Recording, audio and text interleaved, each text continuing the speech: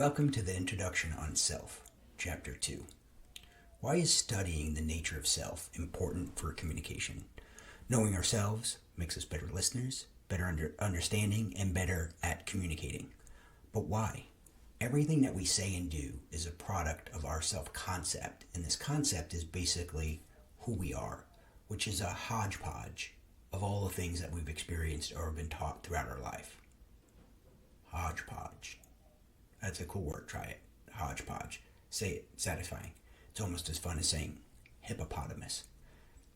In my life experiences, if my life experiences have been different, my communication through this video would be different because my self-concept would have developed differently, resulting in a different tone, formality, confidence level, and so on. Plus, I may never have incorporated hodgepodge. Let's take some of our class and me as an example.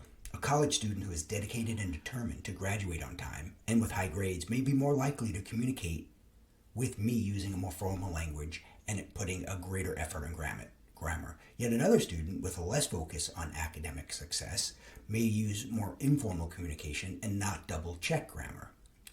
That was an example of self-concept and language. Please note that your textbook in this module will address many aspects of self-concept, including self-image, self-esteem, social norms, and more.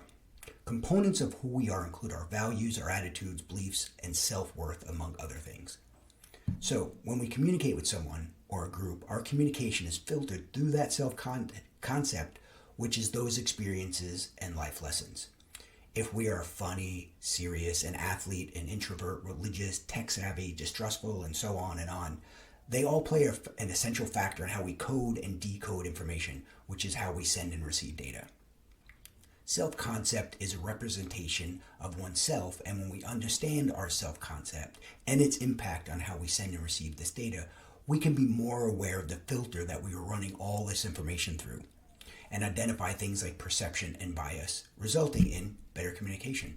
If you acknowledge you are not totally focused on academics and that your grammar and formality may present you in a manner that's different than most academic students, it may impact how you decide to move forward. So that's your first lesson in awareness and application with communication.